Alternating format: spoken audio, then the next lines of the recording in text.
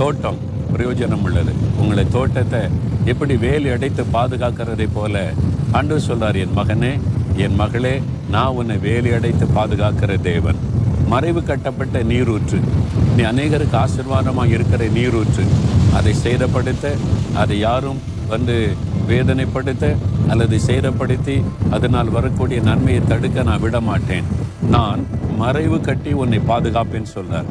முத்திரிக்கப்பட்ட கிணத்து தண்ணீர் தாகத்தை தீர்க்கக்கூடியது. அதை யாரும் அது கசப்புள்ளதாய் மாற்ற, விஷமுள்ளதாய் மாற்ற, அந்த ஆசீர்வாதத்தை தடுக்க நான் இடம் கொடுக்க மாட்டேன். நான் முத்தரித்து உன்னை பாதுகாப்பேன். அப்படின்னா என்ன அர்த்தம்?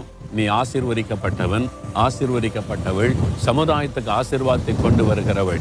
எப்படி ஒரு தோட்டத்தின் கனிகள் அநேகருக்கு நன்மை கொடுக்கிறோ அதே மாதிரி தான் நீயும். எப்படி ஒரு நீரூற்று தண்ணீர், கிணற்று தண்ணீர் சமுதாயத்துக்கே தாகத்தி இருக்கிறதோ அப்படி தான் உன்னை நான் வைத்திருக்கிறேன். நான் அப்படி தான் உன்னை ஆசீர்வாதமாய் வைத்திருக்கிறேன். அதை கெடுக்கவும், அதை சேதப்படுத்தவும் யார் முயற்சி பண்ணினாலும் விட மாட்டேன். உன்னை பாதுகாத்து நடத்துவேன். நீ பயப்படாதே மகனே, பயப்படாதே மகளே, நீ மற்றவர்களுக்கு ஆசீர்வாதமாக இருக்க போகிறாய். உன்னை பாதுகாக்கிறது ஏன் பொறுப்புன்னு ஆண்டவர் சொல்லுகிறார். எவ்வளவு பெரிய பாக்கியம்.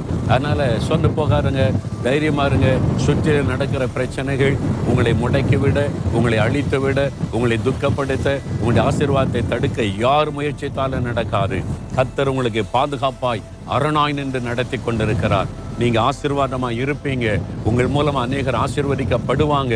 அதுக்கு நீங்கள் தெரிந்து கொள்ளப்பட்டவர்கள். விசுவாசத்தோடு சொல்றீங்களா? ஆண்டவரே, என்னை நீர் மறைவு கட்டப்பட்ட தோட்டமாய் பாதுகாக்கிறதற்காய் ஸ்தோத்திரம் அப்பா. ஆண்டவரே, நீரூற்றாய், கிணற்று தண்ணீராய் அநேகருடைய தாகத்தை தீர்க்க, அநேகருக்கு ஆசீர்வாதமாயிருக்க என்னை தெரிந்து கொண்டீர். யாரும் என்னை சேதப்படுத்தாதபடி, என்னை முடக்கி விடாதபடி நீர் என்னை பாதுகாக்கிற அரணாயிருக்கிறதற்காக ஸ்தோத்திரம். நீர் வாக்கு கொடுத்தபடி நான் அநேகருக்கு ஆசீர்வாதமாயிருப்பேன், சமுதாயத்திற்கு ஆசீர்வாதமாயிருப்பேன். அதற்காக என்னை ஒப்பு கொடுக்கிறேன். இயேசு கிறிஸ்துவின் நாமத்தில் ஜெபிக்கிறேன் பிதாவே, ஆமென்.